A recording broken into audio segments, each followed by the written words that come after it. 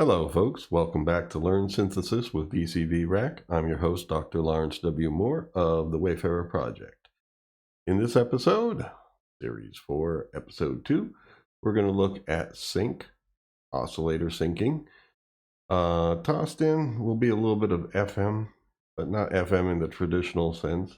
But basically, I'll be showing you a couple approaches to using distortion techniques to color your wave shapes and to basically create a more rich harmonic spectrum.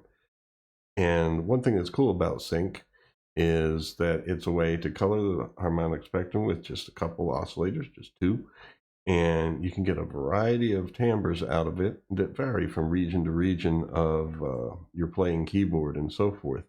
That adds a little bit of extra dynamism, that can be said as a word, dynamism, to your sound. And so anyway, without further ado, let's get to it. But before we do that, I wanted to say thank you, give a shout out to Luis, Peter, and the nameless one for your kind words and comments. It certainly helps with the motivation, as well as it helps these videos get seen by a wider and wider audience.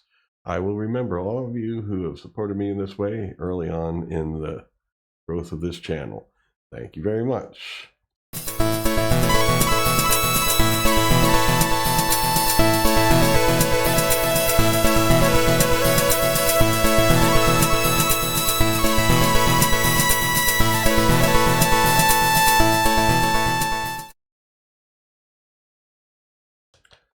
Okay, so we have a basic setup here. We have MIDI coming in, pitch going to a VCO. I went with the wavetable VCO for visual reasons here, because when I get my mouse on screen, I can point to some things to illustrate some concepts.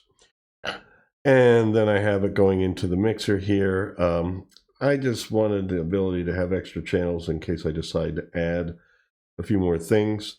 But basically, the ADSR, the envelope generator that comes with VCV, is here governing the overall amplitude of our oscillator, going into a scope so we can visualize some things, especially later on, and then going into a parametric EQ that is not entirely flat. Let me see if I can. Of course, there's always the option to right-click and go to initialize. There we go. All right, so I'm just going to play a note, and we're going to get exactly what we should expect at this point.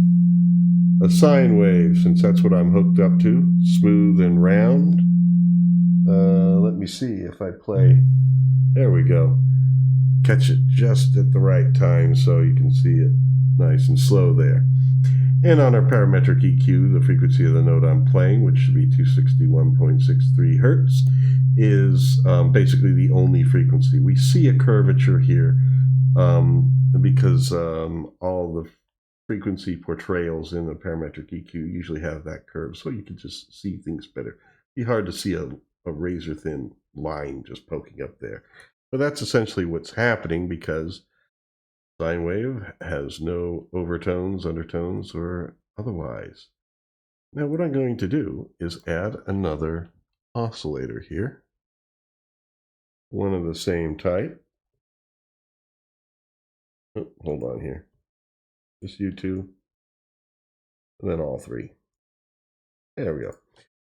All right, so what we're going to do now is instead of hearing this oscillator, we're going to route this oscillator into the sync input of our second oscillator here and take the audio output from it and put it in our mixer here.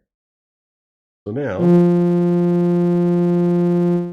let's play our C again. Now our C sounds pretty much like a regular sine wave.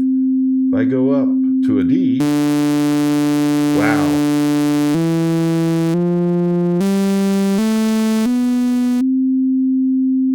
And there I went up to C above the octave. And so, and you notice when I went descending there, from C up the octave to C below the octave, it sounded like C up the octave. And trust me, I am hitting the right key here. C major scale going down the octave, but it sounds up the octave. Well, I'll talk about that in a moment, and don't worry, we're gonna basically use this in a way where stuff like that doesn't happen. But basically what's happening is this sine wave is cycling at whatever frequency of the note you play. Say 440, it's cycling at 440 hertz per second. And it's being fed into the sync input here, where basically it reads each cycle when it begins and ends, and with the completion of each cycle of the waveform here, this waveform, this sine wave, is then reset in phase. So imagine this is cycling, and since we don't have the pitch coming in, it's cycling at 261.63 hertz. The middle C that is the default hertz here. And of course, if you change that, it changes it proportionally when you play other notes, but we're not feeding any pitch information in. Nothing's coming into volts per octave here. So what's happening is this is oscillating at 261.63, and each time this completes a cycle of whatever frequency it's at, it basically resets the phase of this one. So if it's cycling through the wave shape and the phase of the oscillator that's sending the sync in reaches the end of its cycle, boom, this resets. So it does a shape reset, and depending on where the frequency of this one is compared to this one, not with the setting here, but really the note I'm playing, because I'm playing the notes and it's being received here. So whatever the frequency of the note I'm playing, say it's 440 hertz, A440, 440 times per second, which is a faster rate than 261.63, but 440 times per second, it's resetting this wave shape. So at whatever point we're at in the shape of this waveform, that's where it resets. And so what you get is a resulting wave shape that can be like fragments of this waveform, because it's resetting all the time. It's never completing, or maybe it'll complete and go further, but it doesn't ever exactly line up, except when you're playing a C that I'm playing. And that's why we're hearing that special C sounding like so much like a sine tone, not distorted like the rest. And that's why when I go down the octave, that C sounds up the octave. And then I'm hitting an F right now. I was continuing the C major scale down. I'm hitting an F right now, and it lines up just right enough that it's sounding like a C. And then E, D, C again. Now, interestingly enough, when I start on that middle C here, well, it's not really middle C, it's an octave above. It's actually playing C in the correct octave there now, and it sounds a little buzzy. And the thing there is that all these frequencies are higher than this frequency over, well, the frequency here that this is set to. So it seems like, well, basically, I'll just tell you what you need to do now. Just take this off center.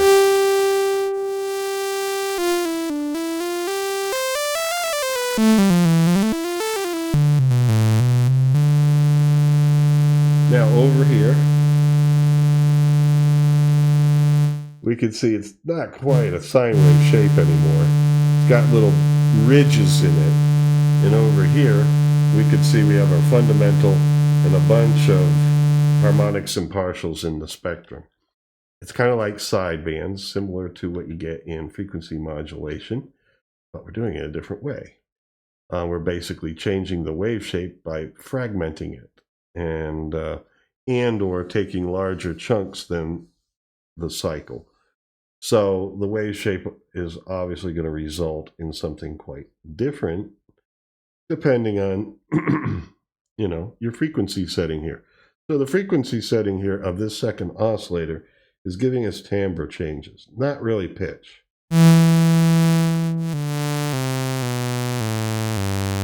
Look at that. That's looking more like a sawtooth now.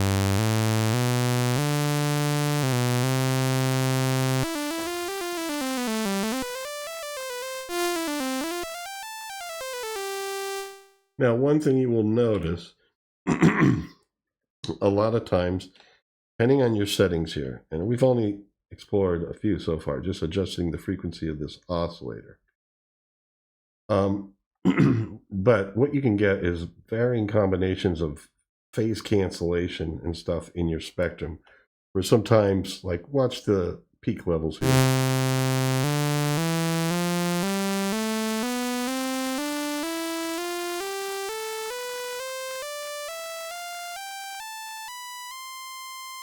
You know, of course, the frequencies are getting higher, but they're also sounding more attenuated.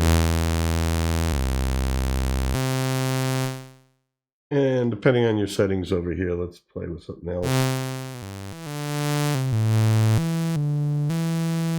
There.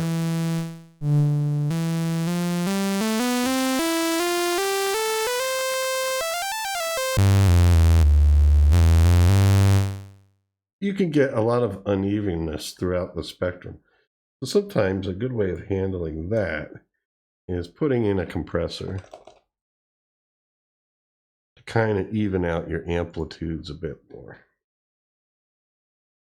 All right, so we're going to go into this compressor and out from it. This is a Squinky Labs compressor.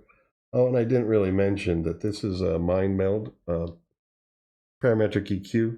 Can be used with the Mind Meld mixers that are awesome. I use them in a number of other videos, especially in the VCV Instruments and Effects series. But in case you haven't checked these out yet, these are quite useful. This one actually takes in 8 channels, and they can be stereo channels also, so they work great with this and the Mind Meld mixer that's 16 channels. You can just use 2 of these, and you got compression on each channel. So we are on channel 1 right now, which is all we need to be, because I set this to be monophonic for now. But if you want to do polyphony, all these modules support polyphony. And here we have, with the hookup that we have right now, 8-note polyphony. So you can do 8-note polyphony with this, but you will need to copy your compressor settings. So that is a little bit of a bummer. All right, well, anyway, I'm digressing. Let's just do this.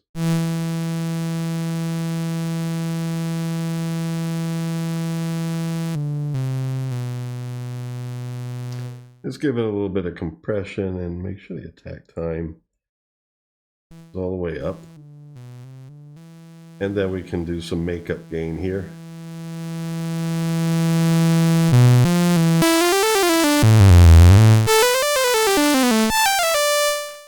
Now we're sounding pretty even throughout. All right, cool. What else can we get out of this? Well, let's explore our frequency. Oh boy. Yeah, okay. Let's turn this down a little bit then. There we are.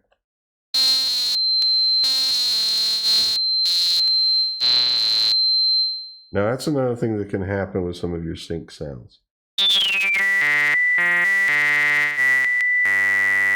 You hear how there's a pitch other than the fundamental that's just sticking out there? Well, it's right here. Let's see if we can catch that.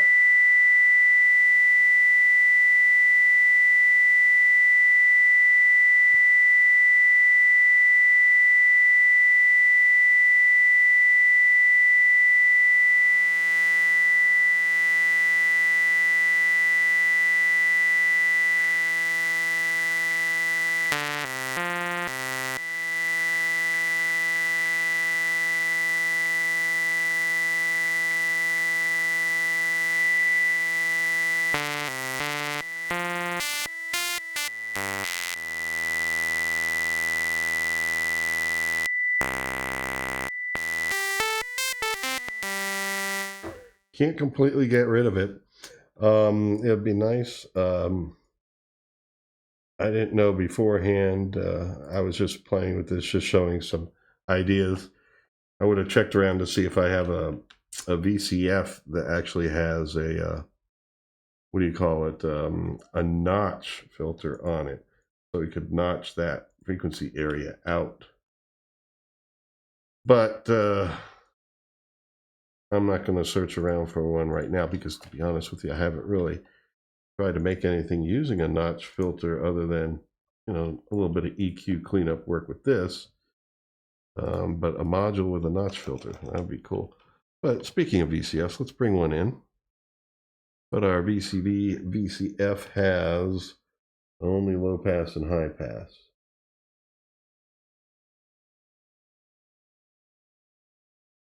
But if we want to use the low pass, definitely get rid of that frequency with that. But then you also get rid of everything above it. But we'll see how it sounds. But that's sometimes things that happen with using sync as an effect. Now I'm going to show you another thing in just a moment, but here we go. We got our VCF.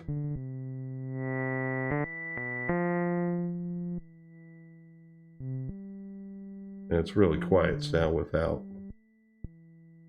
those other frequencies in it.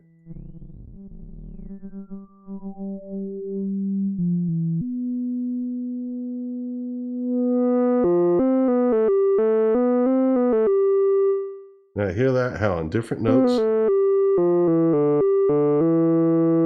you know, there's different cancellations that can occur that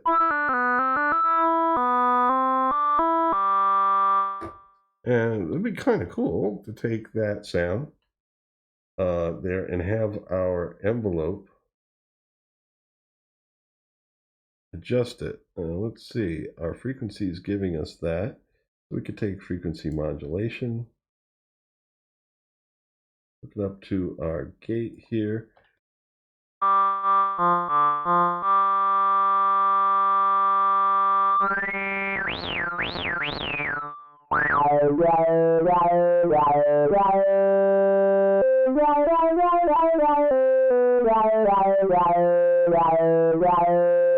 Of course, you could use a different EG and get a different shape.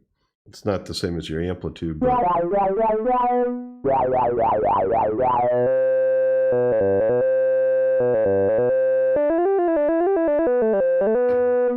all right, pretty cool stuff. Another thing that we have here that I didn't initiate yet was the soft button here for sync.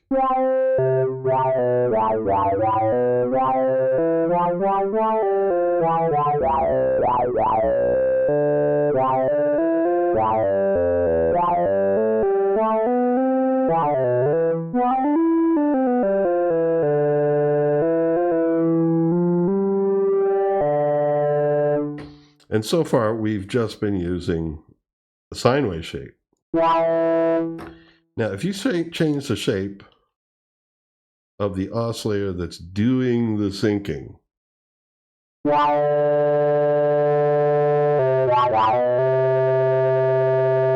you don't really get anything.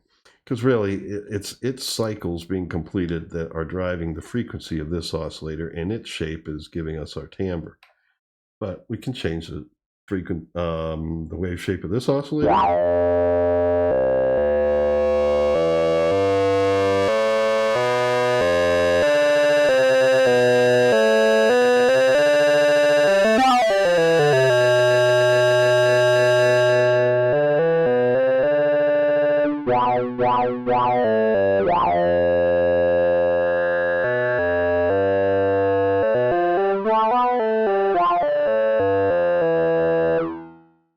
Cool stuff. One thing I wanted to do, and I planned on doing this in the episode, is let's take, actually, so we don't slide over, let's take these guys out and use the other VCOs from VCV. These allow you to do pulse width modulation, and the other ones don't have that. Bit of a shame, because you can make a square wave with them, but you can't vary the pulse width. And I wanted to show you the possibilities that you get out of that. So our pitch is going to go into this oscillator. Oh, VCF? Come on. Sorry about that.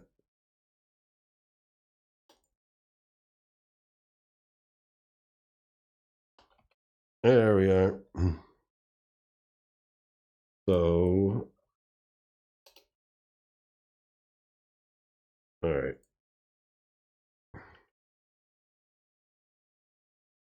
So what we're going to do is hook up the pitch to this oscillator that is providing the sync. And we'll do it with a sine wave. Remember, the wave shape of this doesn't really matter, except for one thing you can do with a square wave, which I'll show you in a bit. So there's our sync input. And we'll take our, well, this was all about pulse width modulation. Let's take a square wave out of this, put it into our mixer. And our gate is hooked up. Oh, that's right. Go through the filter first. What on earth am I doing here? All right, yeah. Filter, out from the filter into mixer. And I'll just turn the cutoff all the way up so we're not really filtering out anything.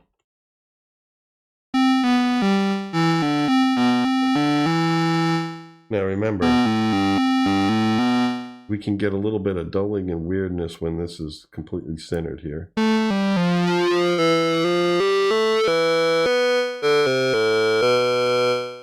And we're going to get that variation back because that sounded better. Yep. And hook you up to the gate out. Oh, wow. Actually, it works better here.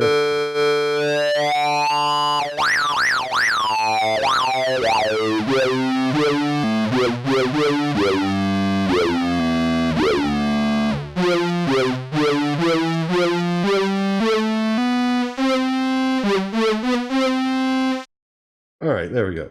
So now let's take our square wave and change its pulse width.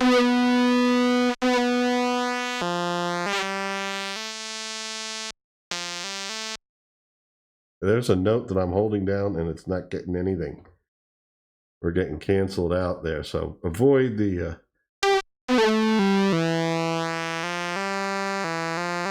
extremes of pulse width modulation, both above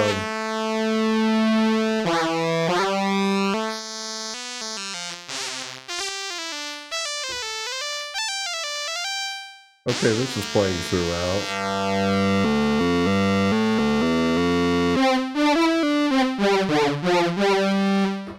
But that's a pretty cool sound right there.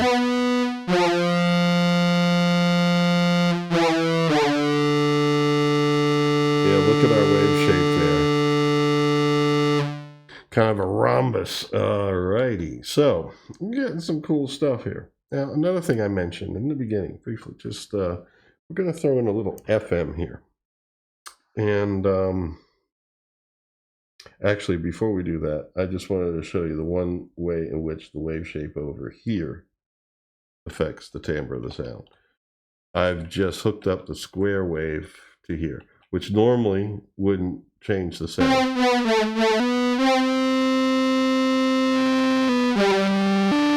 Until you go to the pulse width here.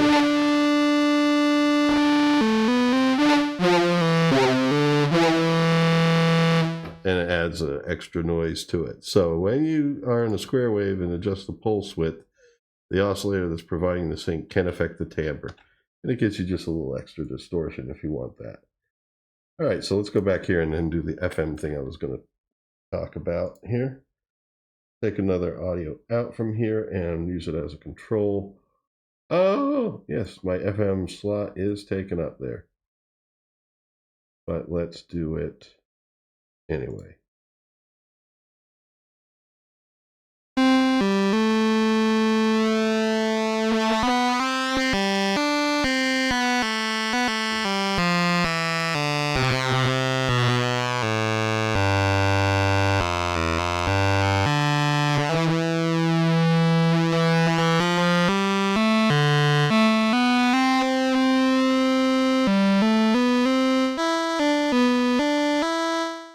It adds a little thickness to the sound that I like.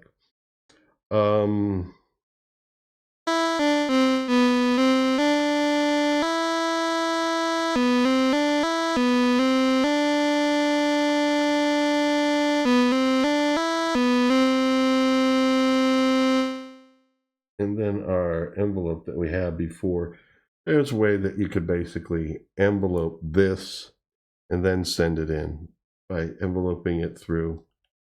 I think we could do it like this. Put you in here,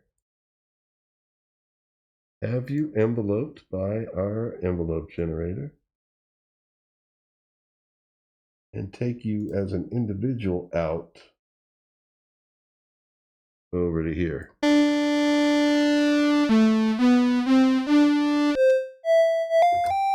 Oh, wow. That got different real quick. So yeah, I'm hearing the envelope shape on the modulation now.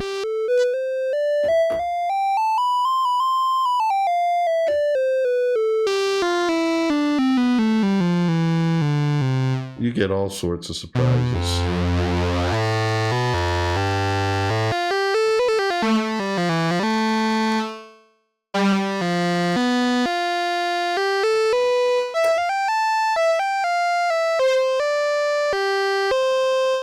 That's a pretty sound up there.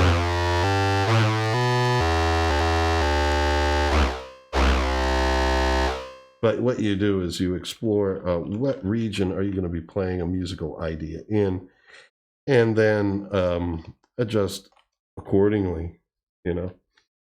Let's see here.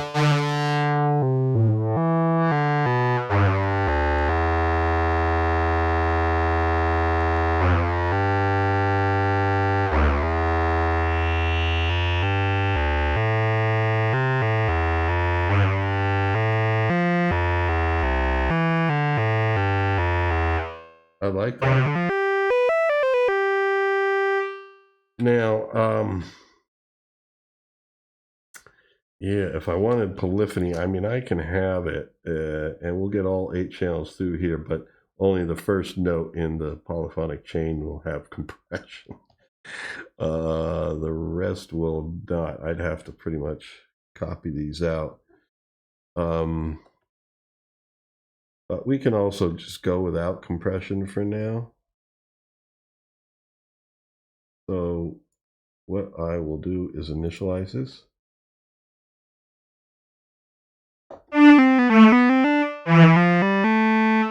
Okay. And then let's go into my polyphonic mode. Now it can get real thick real quick when you're using polyphony and playing harmonies.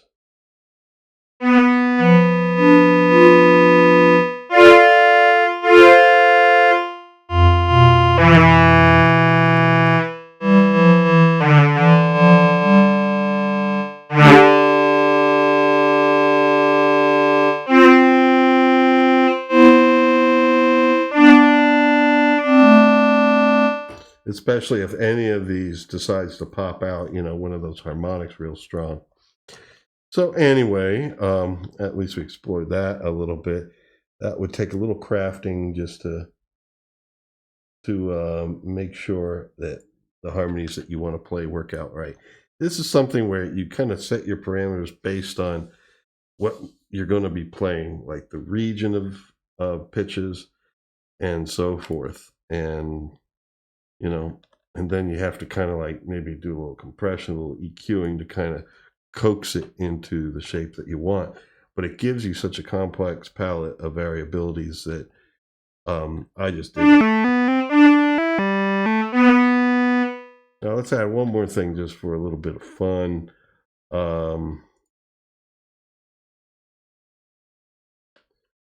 Select all these and move you all over a little bit. I think we got it here. I'm going to pop in an LFO.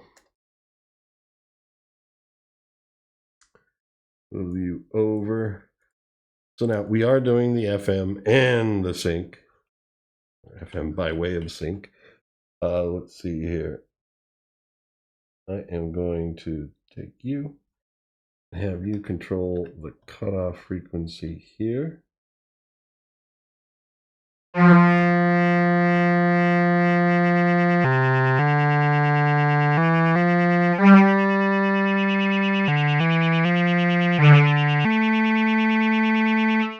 And have you be controlled by the mod wheel.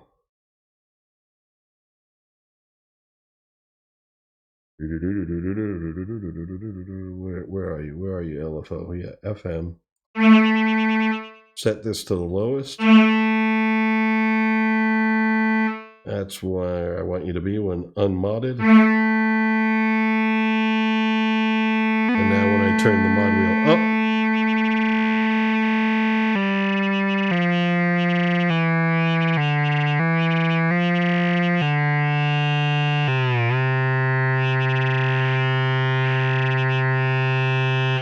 that's pretty cool stuff. And we could definitely do a little bit more with that. Let's make the resonance.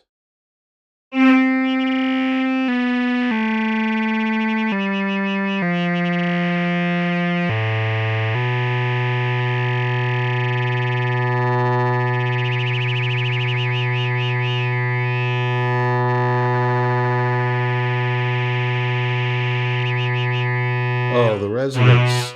Okay, yeah, turn the resonance down, turn this all the way up.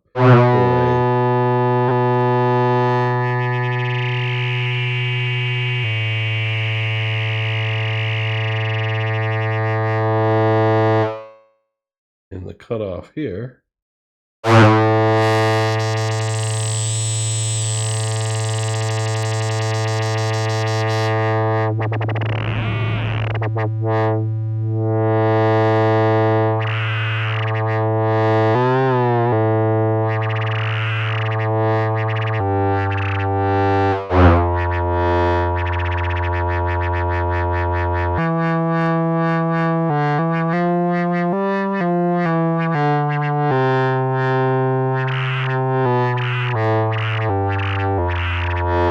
All right, I'm starting to trip out on stuff here. All right, that might have been enough of that. Oh, yeah. So anyway, hopefully you got some flavors, some sound flavors out of this that you found some use for. But that's how you use sync, and you can add a little FM to it to make it super sync and get some pretty cool distorted sounds. And I do advise having a parametric EQ handy, some filter handy. If you can notch things, if you find a filter with a notch, and I'll look for one for next time. Even though we won't be covering this next time, it'd be nice to let folks know if I can find a nice notch filter that allows you to just take out any of those rogue frequencies that, you know, can drive you nuts. And I do recommend a compressor to try and even things out throughout the spectrum a bit. All right, folks, thanks for joining me. If you enjoyed this at all or found it useful, please hit that like button. Leave some comments like Luis, Peter, and No Name, the nameless one. Man, and you can be nameless too, you know. It just helps with the motivation and helps these videos to be seen by more and more people. So I thank you very much, and until next time, take care and stay free.